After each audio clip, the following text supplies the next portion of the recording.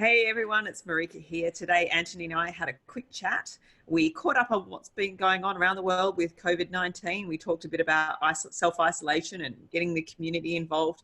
And then we had a really good chat about pelvic organ prolapse and in particular, some ideas that we can use as physios working in telehealth and how we can still help our community without using our hands. Hope you enjoyed the episode. Welcome to the Women's Health Podcast. I'm Marika Hart from Hemisphere. And I'm Antony Lo, the physio detective. Together we interview leading authorities, answer questions, and share our thoughts to provide the general public with the best quality information we can find on all aspects of women's health. Please remember the materials and content on this podcast are intended as general information and for entertainment purposes only. They are not intended to be a substitute for professional medical advice, diagnosis, or treatment. Now it's time to get cracking with the episode, so whether you're out walking your dog, driving the kids to school, or just sitting back enjoying a glass of wine, we hope you enjoy the show. Everybody, welcome back. Marika, nice to have you back. Nice to be back with you. It's been a long time since we've spoken. It's actually Thursday night, the 19th of March. Feels like we chatted just yesterday, Antony. It's almost like we just chatted yesterday. Some good stuff too. You know, we've got some good guests lined up. So you know, it's going to be good. Just trying to get stuff ready for people, and yet another day of mathematics and geometric progressions. I love how they mess my head, and that was fun. A few Facebook photos. I love your I don't know if anyone saw Antony's post or whether it was it on your page or on a group page where you did the lily pad. On my personal lily Facebook. pad analogy. Yeah. The lily pad thing has been used for years.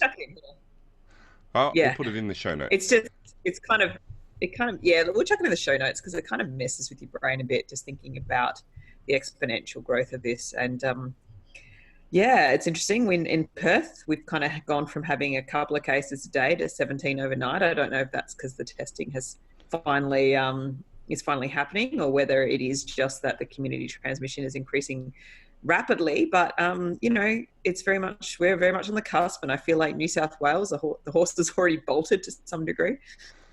Yeah, everything seems to be going as predicted. When you track the growth rates of other countries.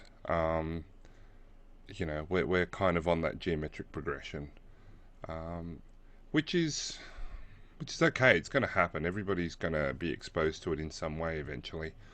It's just the overwhelm, and it really feels like somebody was talking to me. If we say the population of Australia is 25 million, for example, then roughly, if one case doubles every day, it takes about 25 days to get to 25 million. It feels like, if that's the case, it feels like we're on day 9 of 25.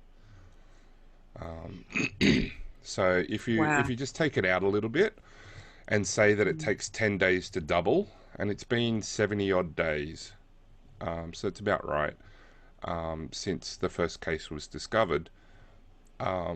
The mathematics is about right, which sucks. We're on day 9 of 25, and the way that geometric progressions work, it's the back end that has the most number of cases. We're at the very bottom of the slippery dip before it goes up, and the logistic curve will flatten out later on. But anyway, I spend too much time thinking about maths at the moment. Step away from the maths. If we think about just sort of the impact that it's already had on so many people, and not just from a health sense, but I'm hearing from friends and family about lost jobs. I know for many of us in the physio community, our patient lists are basically disappearing. Most of my patients have cancelled, and I'm actually cancelling all my pregnancy classes in person now. I was doing a lot of research over the last day on what's happening with our awareness on pregnancy and the coronavirus. And, there's actually not a lot that we know about it, but because the studies are tiny, like nine pregnant women. And they're saying it seems to be pretty similar if you're pregnant versus not, but we just don't know. Mm. And I think as things are progressing, I would probably be encouraging my pregnant ladies to move towards more online stuff as much as possible. But yeah, I can sense for myself, my income is pretty much going to deplete rapidly. I know for you, you've cancelled all of your travel over the next few months, which is where you earn a large portion of your income as well and supporting your family. So I think it's safe to say for all of us, there's already some impacts happening now, and it's troubling for a lot of people. So I think I just want to say that for everyone listening, yeah, we feel for all of you, and we'll be with you over the next few months, hopefully, just to kind of support the community as much as we can. Absolutely. It's difficult, Um, we're in a very privileged position of, growing up with some financial education and developing a buffer. This whole idea of, buffering against unseen events, and now it's actually it's actually taking place. It's a little bit shocking. So yeah, the next few months, it looks like my travel's cancelled. The Australian government's talking about 6 months um, for the measures, the non-pharmacological measures. So Mm. that's social distancing, self-isolation. Um, and then what does self-isolation look like for people? Because you can get on the phone, you can get on a Zoom call with somebody, a FaceTime, a Facebook message, a Skype. Uh, yeah, we really do need to keep that going.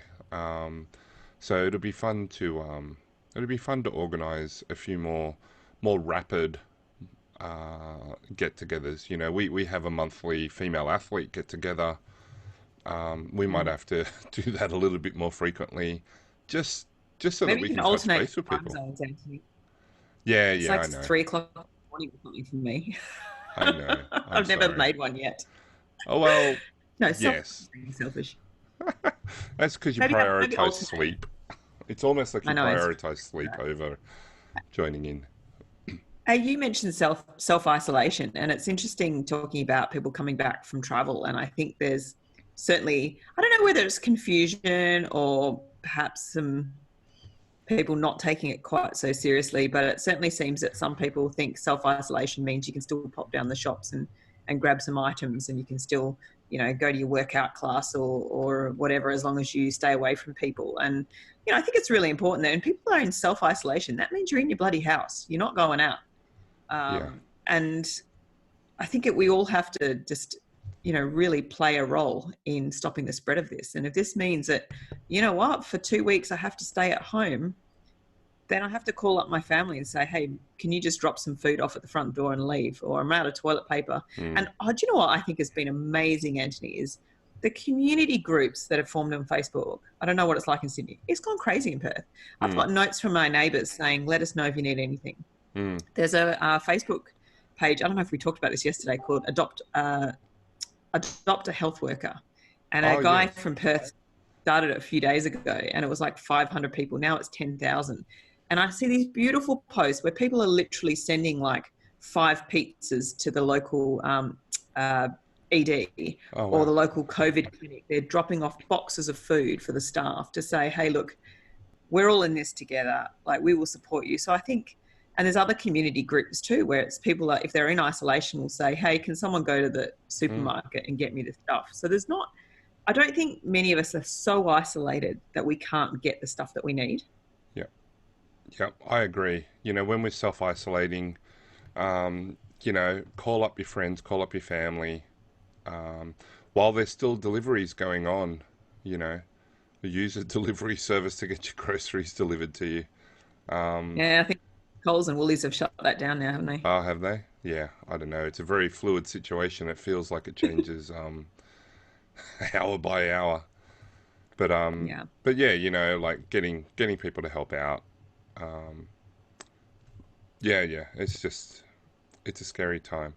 But tell us, those of you who are listening, tell us about your experiences and tell us about what's going on, because we do want to hear about it, and tell us the bright spots, because the news is always full of all the negative stuff. It's very easy to find the negative stuff. So share with us those stories, and get to chatting and meeting people online, because it's actually the way it's gonna it's the way it feels like it's gonna be for a while. I know that there are so many people I want to meet in real life, catching up with old friends on courses and things like that. That yeah, we're just gonna have to Skype more often, and put it off till next year. I've already had to start planning for next year, with the proviso that it's like, if I'm allowed to go, this is, and it's crazy that I'm doing this for March 2021, that we're setting out Having to dates. plan so far ahead. And we'd also like to hear how our community are helping others, and also what things you're offering. So, one thing that I have is the pregnancy program, which I developed about 4 years ago, which has exercise and education for people Mm. throughout their pregnancy. And I've basically just offered 40% off for the foreseeable future. Because the thing is too, I mean, it's not, yes, it's a nice bit of extra cash for me, but that's not so much what it's about. It's because it's not my main my main income. It's just like a little thing on the side. But we all, I guess, as people are struggling with their own incomes, if we can find ways of making things more affordable for our community as well, I think that's going to be helpful. Yeah, yeah. Certainly, the online stuff that I've got, at Embodier, for example, use the code Antony Lo 30 to get 30% off at embodier.com, Oh, I that's think it good to is. know. Yeah, yeah. So I haven't put that all the way out there yet. It just happened now. So You've heard it first here. you heard it first here. So use the code and get a discount and make the most of that opportunity.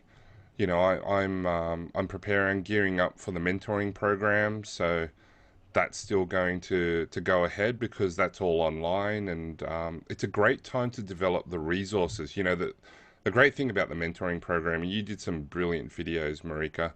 Um, it's that ability to have this assignment to generate the things that you actually wanted to generate anyway, and have the There's some group contribute. accountability there. It's the accountability, it's the safe place, it's the chance to do that. So that's coming up, as well as I'm going to try run the female athlete online and see how that goes, as a live thing, and just at a discounted rate. um, Where people can see each other.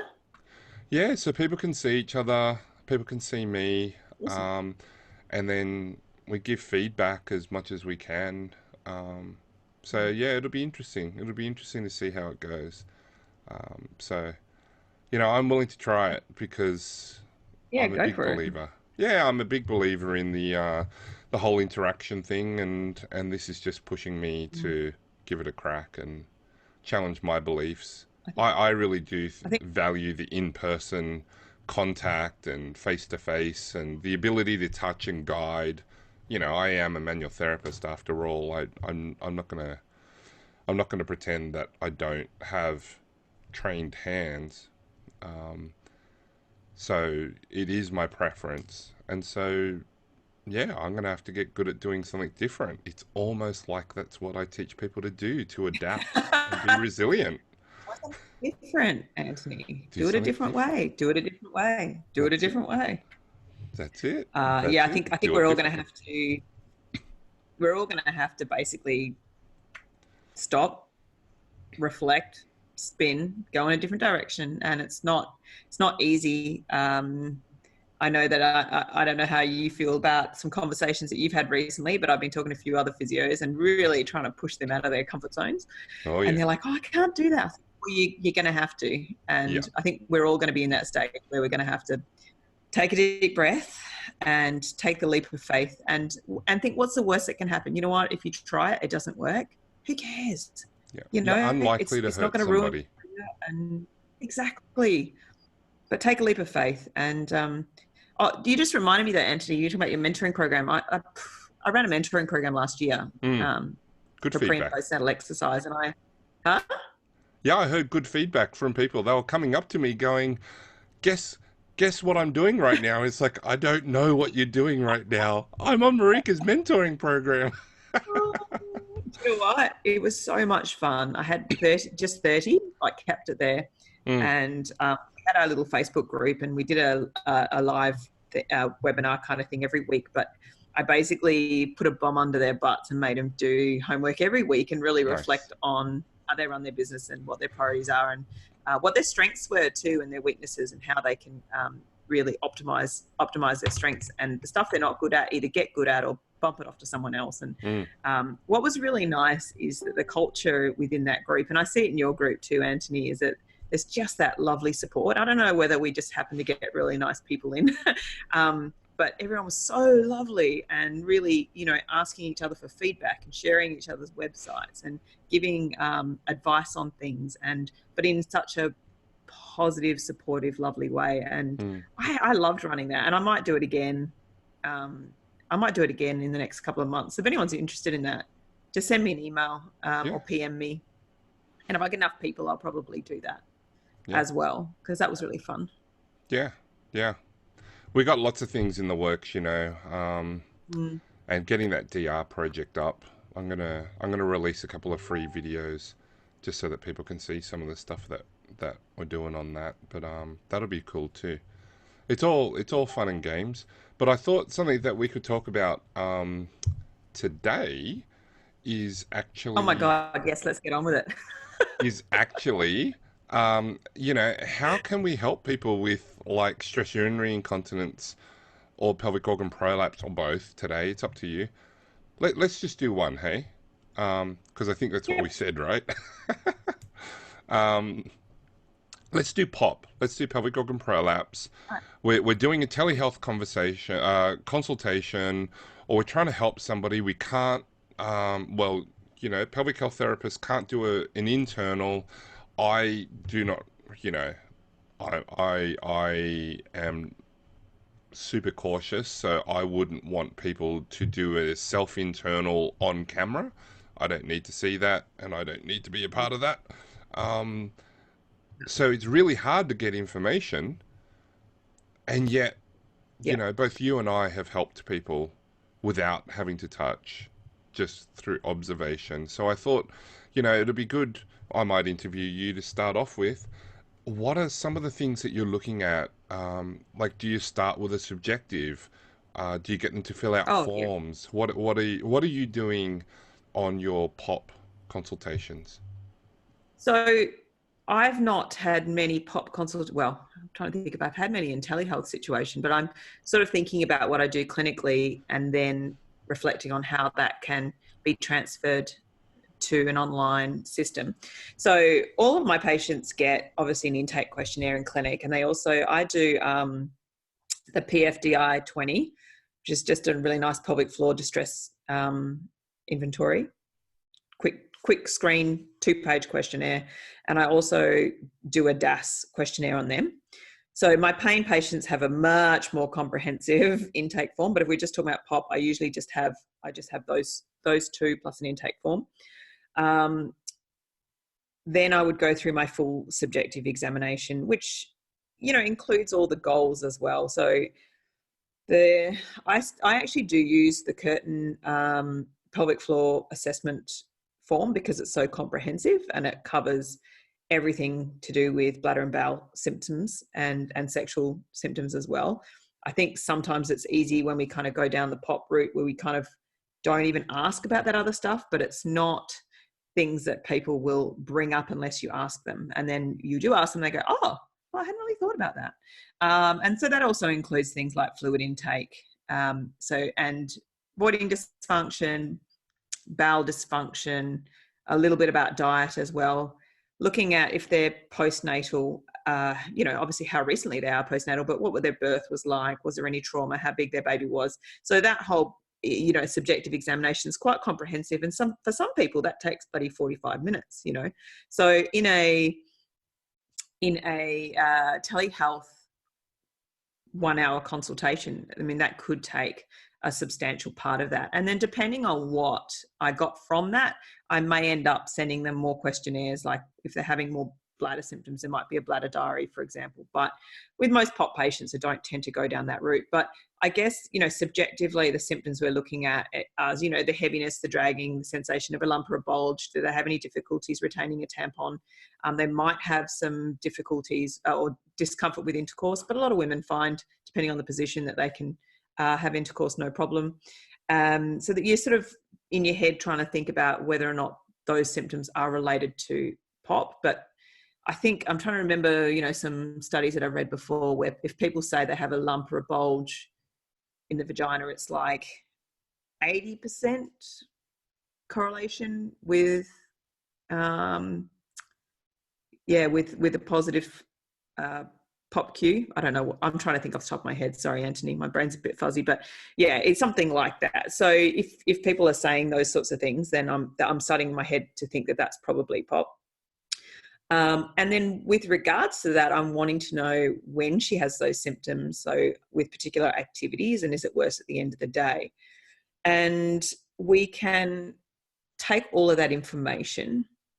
And I think in terms of, sorry, do you have any more questions about subjective examination? Because probably the big part of that too would be, what are her goals and what are her fears and what are her, also I like to ask what people's thoughts are or thoughts are around POP and what their expectations are. So if they've gone ahead and done lots of internet research and scared the shit out of themselves and think this is a total disaster and it's only going to get worse, I want to know where they're at in their head in terms of their POP and if they've already had a diagnosis, because they may have just had some symptoms and Googled it, or they may have in fact already seen a doctor or a gynae or a physio and had an actual physical diagnosis too. So I'd kind of put all of that together in terms of my clinical reasoning.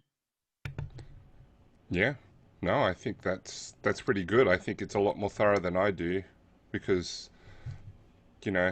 I just go, do you have any bladder or bowel issues? No. Okay. If you do, a good person to talk to is a women's health physio, a pelvic physio, because even if they do, I'm going to say the same thing anyway. It's like, well, okay, I can give you advice, but to be honest, the real experts are, and I just handball that stuff. All right, I Yeah, just I open think the you could door probably, or sow the seeds.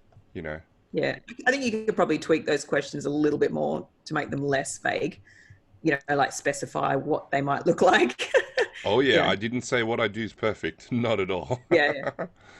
uh, Because most people would say, not really. Not really, which not really. tends, yeah, I do have some of those problems. I just don't really want to talk to you about them. Exactly, which is why I do the seed sowing. It's one of those things, and you come back around, and often people go, oh, that thing that you said the other day, last time I was here. Actually, yeah, I do find that it's when I'm constipated, and it tends to be when I eat this food, and then I have to strain a bit. That can give me, I don't know what it is down there, but like it doesn't feel right, and I felt embarrassed about telling you because I just met you. It's like cool, Yeah. you know. Um, At least so you're letting them know that you're open to having that conversation and you're comfortable with that conversation if and yeah, when they are ready. yeah, and yes, I am comfortable to have the conversation. I don't feel like I've had enough training to go into an in-depth advice giving session. Um, Hmm. so and that's why I do prefer to refer on. If people won't, because just lots of people like they can't financially, or um, they've just had bad experiences and they just outright say no, I'm not going to go see a pelvic health physio. Well, then I have to do the best I can. But yeah, the idea is to refer on. for things that I'm not good at, and to say, hey, these are the things that I am good at. So I suppose I add in terms of my intake form, I've got a patient specific functional scale, Mhm. tends to be functional. So what is it that you want to be able to do that you can't do now? And where are you on being able to do it or not be able to do it at all?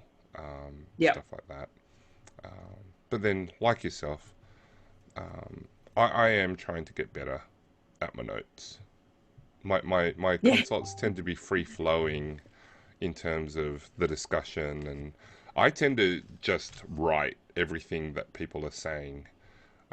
And for Mm. those who can't see the video, I had my Mhm. microphone on mute and I was typing everything Marika was saying so that she had some information for the show notes later on Just doing it. Yeah, of what thank we you. covered. um, yeah, and I do. Yeah, I totally understand what you mean because it is. I always start off with that open-ended question. What brings you here, and how can I help you? And let them talk for as long as they need, Mm, and then I come back, and then I would go through all of that stuff. yeah. I think you're much better at the long pauses than I am. I find silences awkward. I'm trying to get better at just shutting the hell up uh, and letting people fill that space. But it's not a strength of mine. I was watching some of my older consults that I videoed, and it's like, oh my goodness, shut up, Antony, uh, because I was still practicing then. And always, like, there are some people, I will sit there for 20 seconds and just look at them, and they will look back, and it just becomes funny. And then we have a laugh about it. Um, and then there are other people, it's just like, yeah, no, I'm losing them. Whereas sometimes with the longer ones, it's almost like a joke. Hey, I know what you're doing here, so I'm not going to say anything. How long can you take it? I'm not going to blink first, you know. And you know what? So if That we, Well, I was going to say that in itself can be rapport building, because you can see it in their eyes that they're not upset that this is happening. They're not annoyed by it. In fact, they're finding it humorous. So, yeah, yeah. if we move on to objective examination, then Oh, now obviously you, as you mentioned, oh well, I sorry, was just you going were to gonna. say one more quick thing.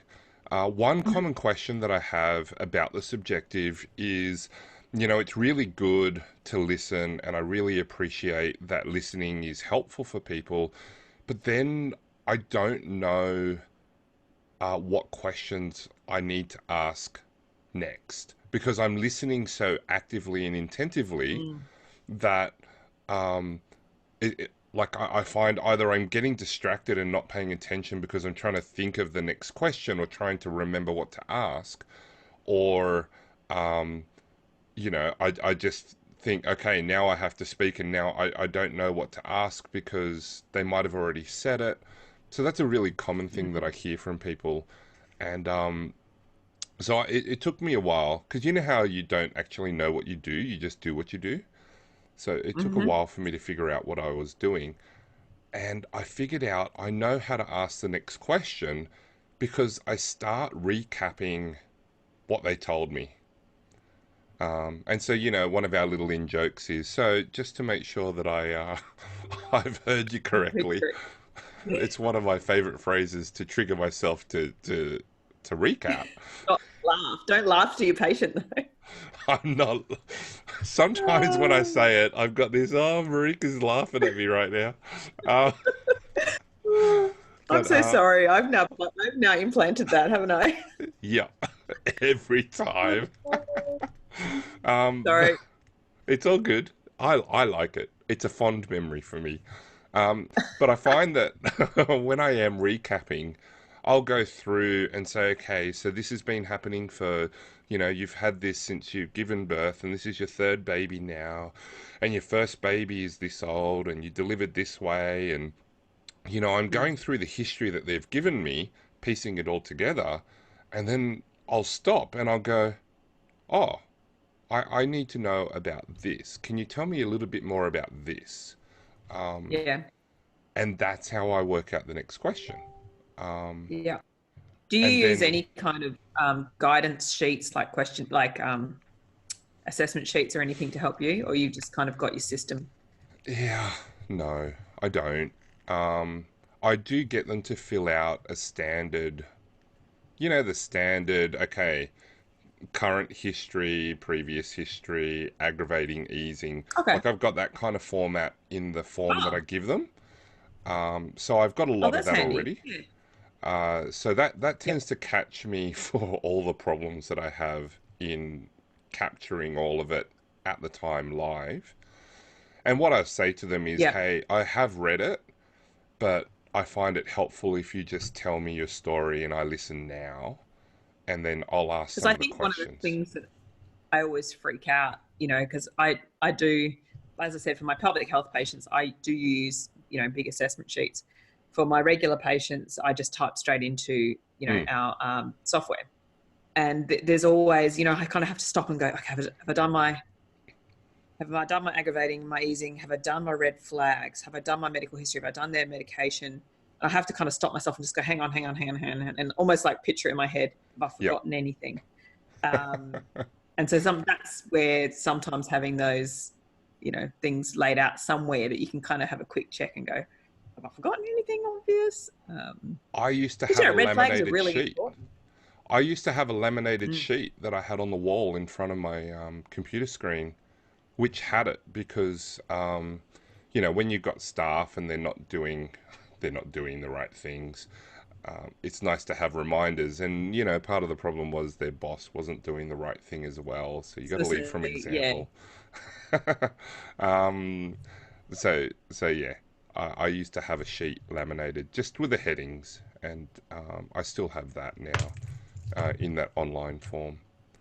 But yes, And I that's not a thought bad thing for telehealth. I'm just trying to think, how can people easily take notes and keep their flow in a telehealth situation? Because it's obviously, some people use two devices, so you can type on here and still be able to see your client in front of you.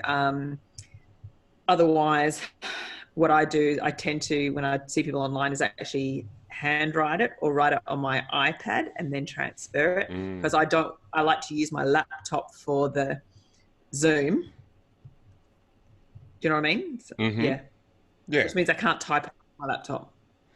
right, yeah. I have a second So what I could screen. do is actually set Zoom up on my iPad and then just type on my computer. But for some reason, typing just feels like, a bit irritating. It is. That's why I And keep muting my microphone when I'm typing. Yes. all right, we should probably move on because we're going to have dinner soon. Let's do that. Objective assessment. Yeah, Go. absolutely. Thoughts. Oh, look, for the objective assessment, it really comes down to what am I hearing from them in this subjective assessment. So I want to know all about when do you get the symptoms? What do the symptoms feel like? Can you put your finger on the symptoms?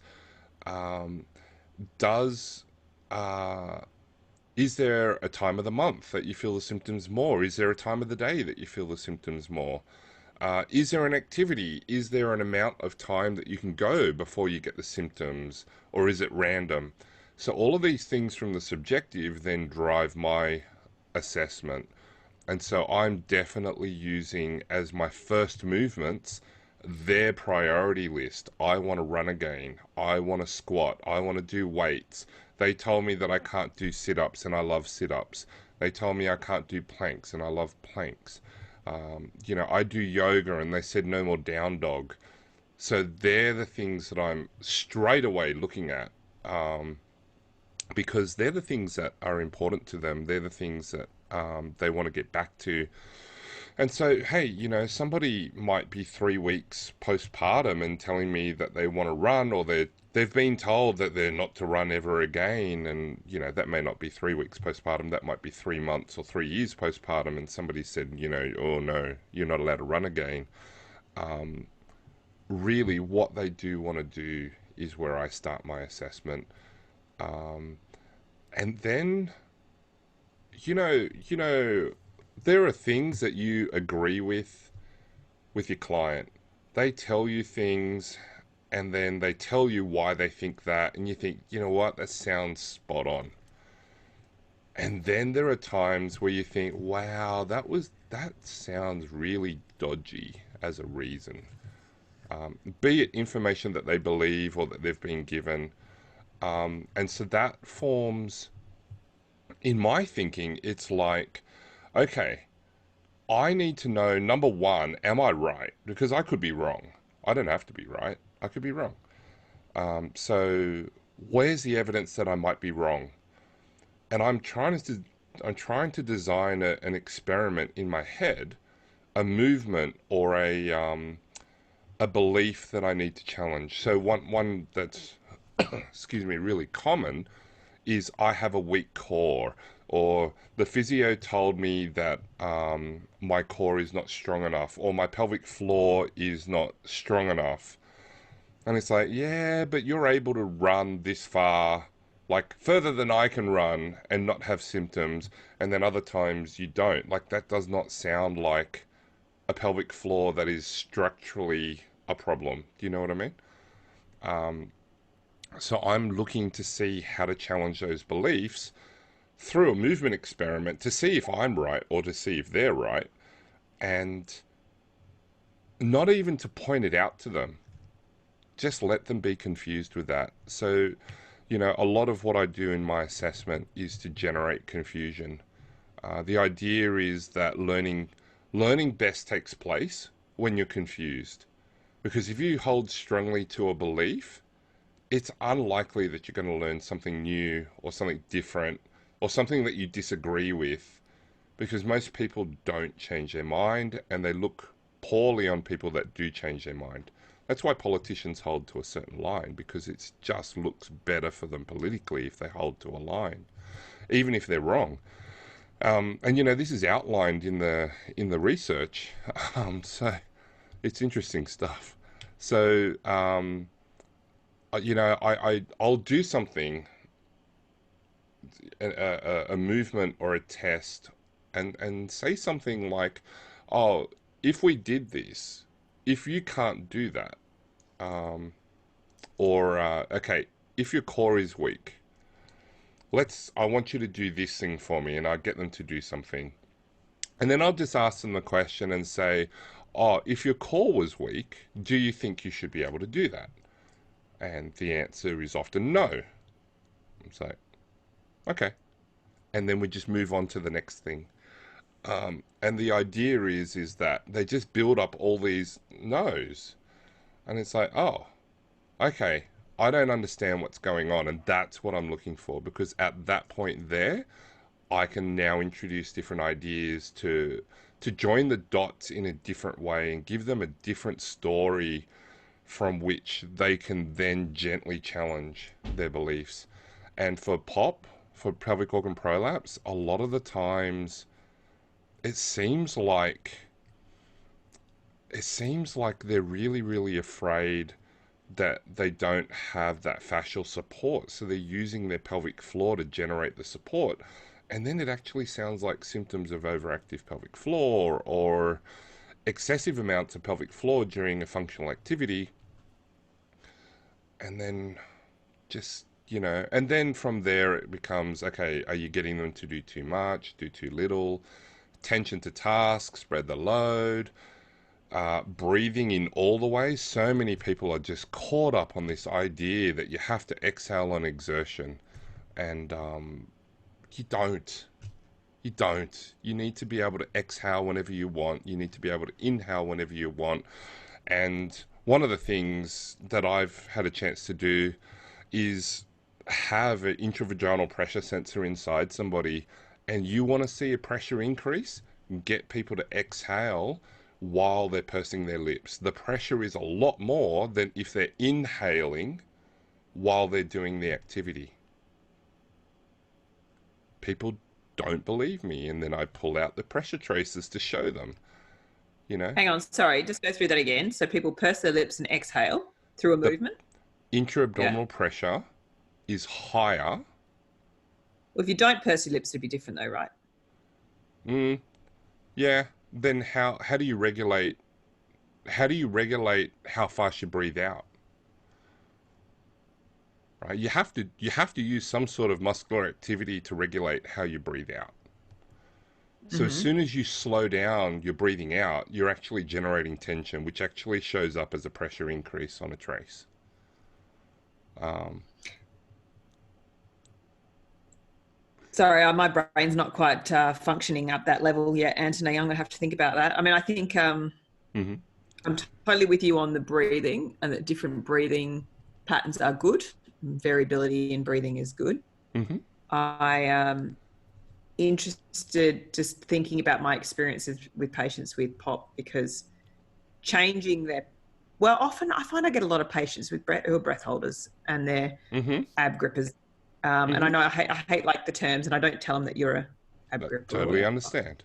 And so for that, We for get them those to do something patients to different. do it, yeah, exactly, and to say, hey, how did that feel? Oh, Hmm.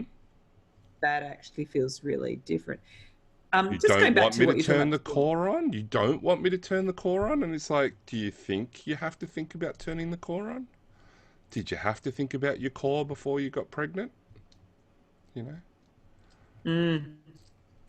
It's I think also one of the, we talk about dims and sims, so for Danger in pain, me. so And dangers in me and safeties in me, hmm, and I think that can actually be useful for pop as well, because I think we're moving absolutely. more towards a biopsychosocial model for pelvic organ prolapse, thank goodness, because I know you and I have been talking about this for years, Yep. and and it's like, hello, oh, people are talking about this now, I'm so excited, we're talking about kinesiophobia and anxiety and all these things associated with that diagnosis. But Mm, anyway, just about to lose my train of thought. But if we're thinking about the safety in me, I think one of the messages that can be given for a lot of women is that, when you look at the natural progression of pelvic organ prolapse, for most mm, women it doesn't actually get worse.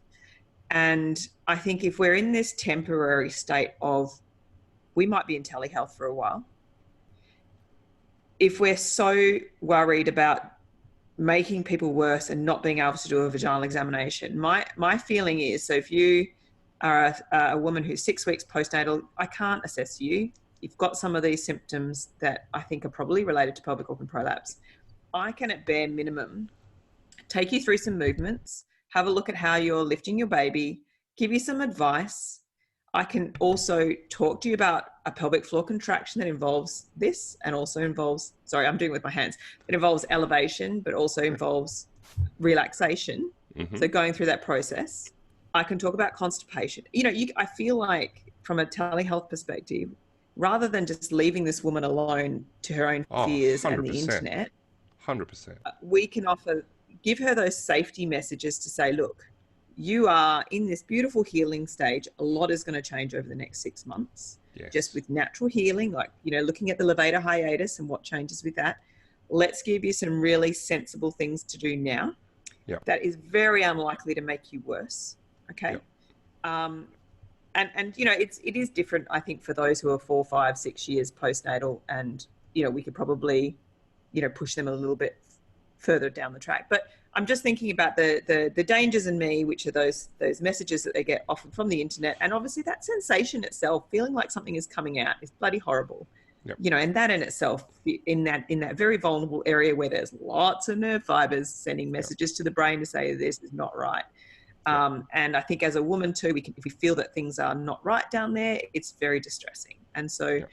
there's all of those danger in me signals that are going on, add some anxiety, some sleep deprivation, all of that stuff. And then we Any got to think, history what are the of safety? And trauma in the that's, area, you know? yeah. And I think what I love about what I heard you sort of saying, Antony, is but what you're doing is, by doing these physical experiences, like taking them through those movements and allowing them to experience movement and exercise without bringing on that symptom, that is a huge safety in me message. That is saying, Mm, I can do these things. mm, And I think if we can build up their safety messages, just like we do in people with chronic pain, I think that's a really good place to start. And I think, even though we love to get our hands in there, we want to do pop Q measures, we want to get out our little pop sticks, and if and to be honest, it's a little bit scary to do it without being able to do a VE. But it might be the situation where we just can't, and we're going to have to rely on their ability to read what's going on in their body, and for us to do those behavioural experiments. Oh, and I've been relying forever on other people to give me that information, and sometimes I can't get that information because people don't want to go have an internal exam. And so my whole career of 23 years of helping people antenatally, postnatally, as well as, athletic population with POP and SUI and pelvic pain, like all of that has been without putting my hands internally on them. Like, it's, I know that I can help lots and lots and lots of people. And, I always say it. I say it about you, Marika. You're a triple threat because you can do the internal as well as the sports and musculoskeletal and the pain side of things, just from your background. That's exactly the best experience to have. And I'm not against, we said it on the podcast last night, I'm not against patients having a feel of their own perineum and teaching them, like with a cough, what a bear down feels like, what Yeah. it feels like to not bear down, or squeeze the back passage and feel what that feels like just through your clothes. You don't have to be Yeah. undressed. And when we're doing a headshot through here, I can't see anything of what's going on down there, but you can, Yeah. or you can just watch the recording back and do it then. Because I record my consults. So, they don't even have to do it then. If they don't feel comfortable with it, that's totally up to them. Um, but it's really, really helpful. And we do that anyway, right? Or I think we do that because we're trying to teach them how to feel what's going on there. We're giving them Yeah. feedback of what overactive feels like. We're giving them feedback of what it means to breathe into your pelvic floor, which for literal people like me is weird because you can't get any breath into your pelvic floor. So, like, when people say breathe into your pelvic floor, Your it's like, lungs are down there. how? Your lungs are not there. But anyway, the problem with being a literalist. Um, a lot of this stuff is is doable. Um, and being able to show people that they don't have to have symptoms while they're doing things, being able to give them advice on managing their symptoms, having that lie down when you get home, put your feet up, put pillow under your hips, have that lie down, let it just relax for a minute. Having that bath, that spa bath, that shower, that sauna, that walk, that time for yourself where you can just recharge, so important. Um, Promoting all the rest and digest stuff, all that stuff. Oh, you're Oh, I smiling. love it. I'm smiling, I'm clapping. I love it. All of that. And I think we might be having a chat with a certain physio in the next few days Oh, about yes. parasympathetic nervous system Oh, it should be stuff, good aren't we? fun. It should be good Yay. fun. We mm, And we've been ordered that we have to be humorous on it. So we get to be a I little know. bit ourselves. Oh my God. Well, I just talk I'll about have my to take life off and my people laugh, so take off our professional hats. We totally need to do that montage of our trying to do our intro that time. oh Antony and yes. I about 20 minutes trying to record the intro, and we kept laughing to the point of crying. You, Every time I looked at him, you I had to laughed. leave the room. You had to leave the room and we had to I, reset. I, yeah, that was, oh my gosh, my cheeks hurt so much. Hey, look, I think we're going to have to wrap it up today because my dinner's just about ready. But I Sounds just good. wanted to say, hey, thanks for the chat. It's so nice talking to you. Yeah, I love talking to you Um, too. and I'm really looking forward to the lineup of people that we've got over the next few days. And we're probably not going to record every day, but we'll try and get a few a week at the moment and just, get stuff out. And hopefully this is really useful for everyone that's listening. Absolutely. So please drop us a message on the page, send us a personal message, reach out to us. And maybe we should plan for a live one, Marika. We should try and plan a time and a date to go live. I can go Facebook Live on this thing too. Finally had the time to figure out how to do it. So it'll be cool to see if we can go Facebook Live on this platform and have people join in and ask questions. And I do have the two screens, so I can manage all of that as well. And that'll be cool. It'd be really Let's cool. do it. Pick a day. Definitely. All right, we'll sign this one off. Thank you everyone for listening, and get in touch with us and leave reviews on iTunes and all that kind of stuff if it's helpful. That would be great. Tell all your friends. All right, we'll see you next time. Thank you. Bye. Well, that's it for this episode. Be sure to hit like if you enjoyed the episode and leave any comments or questions below. We'd really like to hear from you. If you haven't already hit subscribe, please do so now so that you can be kept notified when we release our next episode. Otherwise, thank you for listening, and we look forward to having you back with us for another episode of the Women's Health Podcast.